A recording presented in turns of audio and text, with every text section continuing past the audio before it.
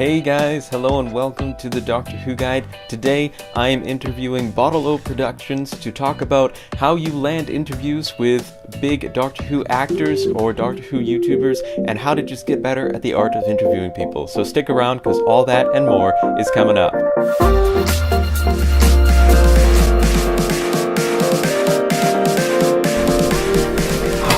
The best box set that you can buy for Doctor Who. I didn't think I could know the theme tune, but as soon as you said that, I can now hear it in my head anyway. Sorry, carry on. Yes. Hello and welcome to the Doctor Who Guide, helping you grow your Doctor Who knowledge, your collection, and connection with other Doctor Who fans. And today I'm super excited to be collaborating with an amazing interviewer, Bottle O Productions. Welcome, Luke. Thank you so much for joining me here today on the channel. It is so exciting to have you here today. Now, you first started commenting on my videos a couple of months ago, and I checked out your channel, and I saw you had around 100 subscribers, probably a little less because that's what you're up to now, and an interview with Matt Lucas, which I was like, whoa, this is insane. And you've interviewed people like Sophie Aldred, and I've seen you've interviewed other Doctor Who YouTubers. So what made you think that you wanted to get into interviewing? It was almost by accident, really. I knew a guy who was the first person I had interviewed about just over a year ago, called Flying Tunes, and originally I discovered his channel when he only had about 700 subscribers. He'd then gotten up with, I think at that time he's had about 15,000. He's now way higher. I think he might be at 100,000 now. But I had contact with him, so I had the idea of interviewing him.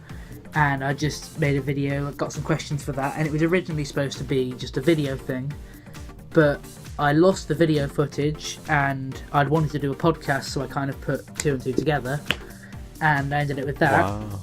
And slowly from that, I contacted the guy who produces Serial Time, which is I don't know if you're aware on YouTube, you wear a Good Mythical Morning? I am. That sort of format. Yeah, Serial Time is Charlie McDonnell, Charlie Is So Cool Like, who is... are you aware of him as well? Absolutely, yeah. Yeah. With Chameleon Circuit. I like Chameleon Circuit. Do you like their music and stuff? I've heard it. I haven't listened to it a lot, but I do think I would like them. I do have one of their albums on the CD shelf, but that was just by chance that someone was selling it on Amazon at some point. So. Oh, nice. But the guy who produces... Serial Time, I emailed.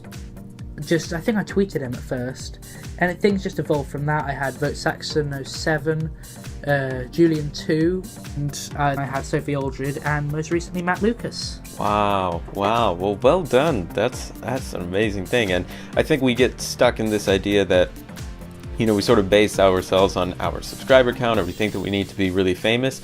I think a lot of us miss opportunities because we don't ask, and you know, the worst they can say is no, or just never respond. But I think it's really cool that you went out there, you took the risk, you sent out a tweet. I think a piece of advice I learned was to look at all of people's social media. So like, if there's a big YouTuber, like I think TJ Productions back when he was doing Doctor Who, like it might be hard to like get him to respond back to a comment, but his Twitter, he has he might have many fewer followers on Twitter. So finding a social media platform that you're more likely to stand out on, and then contacting them through something like Twitter, that's a great idea. So I've definitely had an awful lot of yeses and no responses.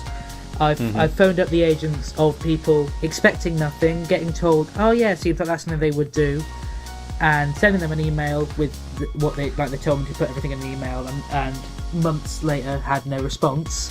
Other than that, like it's all been mostly good. I suppose awesome. I did one interview before Flying Tunes actually, which was Claire Eden. Are you aware of Sophie Aldred's stuff with Strangeness in Space? As a result of your podcast, or rather your interview with her, yeah. But other than that, not a lot. See, I met Sophie Aldred at a convention. So yeah, I'd say what I said on my podcast before. It must be 33 times I've met her now. But I met her at a small convention down at the Space Centre. Through that, she was there to advertise Strangeness in Space, which is a sci-fi comedy podcast, which I believe has now finished, or Series 1 has finished. that she did with, I'm not sure how well known they're in America, they're slightly well known here, Trev and Simon, who are two children's presenters, and she's had other guests on. You aware of Carol Cleveland from Monty Python? Okay, I know of Monty Python. And they've had several special guests. Through that convention, I got contacts. I signed up to their email list on their website to find out when the podcast came out. And the response from the email list, eventually, I noticed was from a personal email address. Oh. So I replied to the email address, and I got contacts with Claire Eden, the executive producer of Strangeness in Space. And I emailed her for a bit, ended up interviewing her. I'm now friends with her on Facebook, and I believe one of my family members are as well. Wow. And I've only met her once at a convention, but I contacted her when they were... It's actually last year, because the episodes it's entirely fan funded, so there's no order to like the length of time between the episodes. It's just when they make the money and when they can get the cast together. And they were planning for the finale. I asked if I could have any guests on to interview, and she named a few. And when I saw that Sophie Aldred was on the list, I decided that I thought that would be best suited. So that's how I got Sophie Aldred on. That's amazing. Matt Lucas, I literally just tweeted Matt Lucas after Series 10 Episode 1. Yeah. And it was actually really quick when I come to think about it. After Series 10 Episode 1, I tweeted him saying, really enjoyed it. I'm 13 years old, run a small YouTube podcast, and I'm wondering whether he'd be a guest on it at some point. And he responded, I believe the exact thing he said was, sure, why not? And then he gave me contacts to his agent, and then from the Twitter thread can probably be found. Must be the 16th of April, because the 15th was when it came out. So it was actually Easter Sunday that I had this conversation with Matt Lucas. Oh, wow. Yeah, I got his contacts through there, and as I said to you before, he's done things. For example, my grandparents did a fundraiser for a local dog's home, and he, as you can tell from my interview and from things he said before, he loves dogs.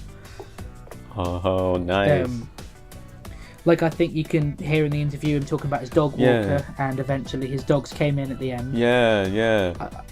So he was happy to donate for that. So That's awesome. He often replies to me on Twitter and things now, so it's quite nice. And I wouldn't be surprised if I'd met him at a convention, if, you know, he might not particularly remember what from, but I think he might recognise me from doing something with him. Wow.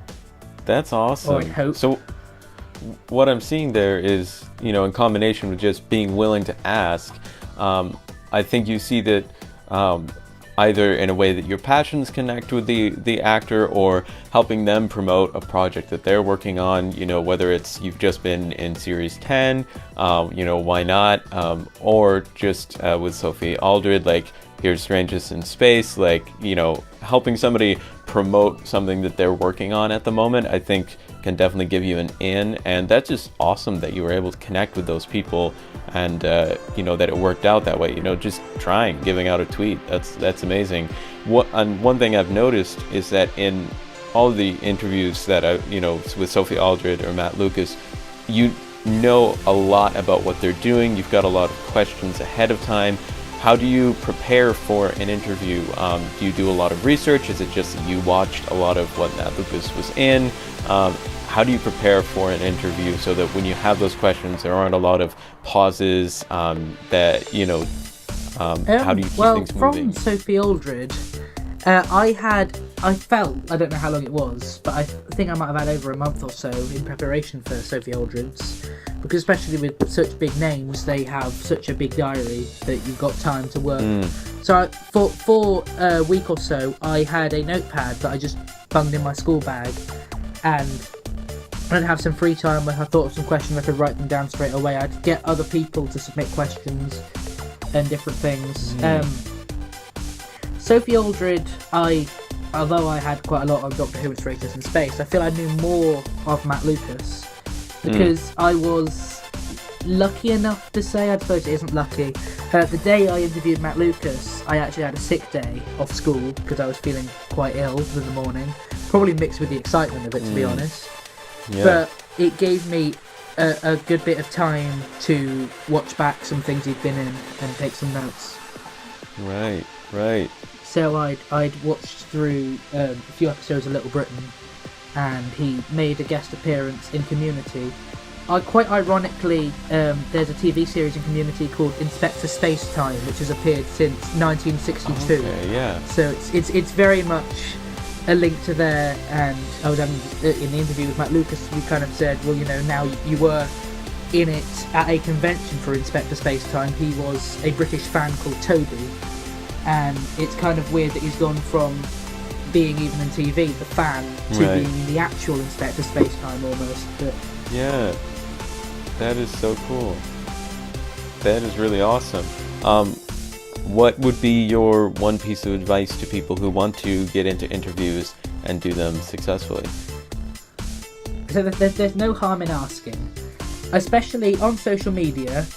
If someone wants to keep up their good reputation, and I know some actors don't have the best reputation anyway, but if someone wanted to keep up a good reputation, they're not going to say something horrible to you in response publicly online. So you've either got something or you haven't. Yeah, I think we do worry that we're going to get like some horrible scathing reply and be like, they're not going to tweet you back, hopefully, and say like, no, you're a terrible YouTuber,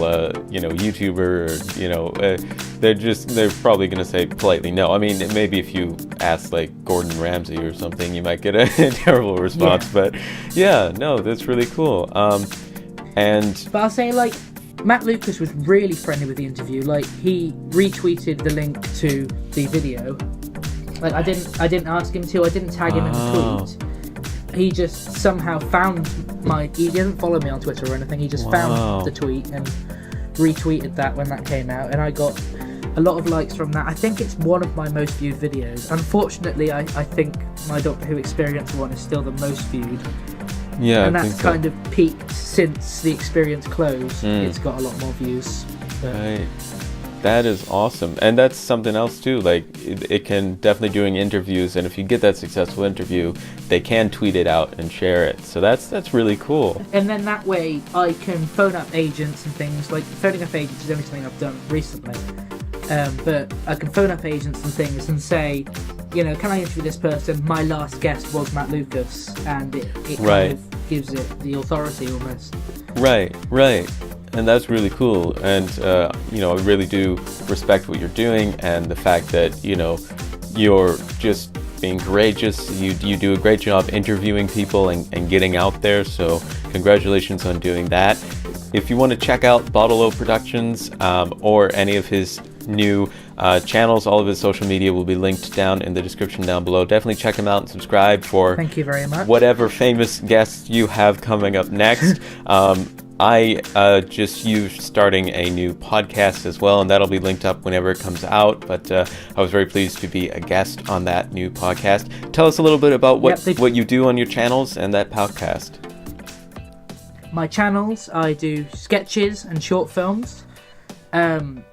I've got a couple of upcoming sketches and short films. The only one which I'm I won't even announce that one, just because it's kind of a tongue-in-cheek reference to something else and people probably won't get it. But I've done my most well-known and well-liked sketch I did was a satire sketch called Ginger Writes. Other than that, I do my interview podcasts. I'm working on some short films. Don't believe I've done any yet. I think there is, if you rummage through my channel, a really cringy Doctor Who fan series I did called The Next Doctor, which I recommend people don't watch. But I'm also a completionist, and I kind of feel like I want to give the story an end as well, so I may possibly hint at working on something with that. But other than that, I have a second channel, which I haven't uploaded on in ages, called Who Says, which originally was a Doctor Who talk show, but now is just occasional Doctor Who themed videos.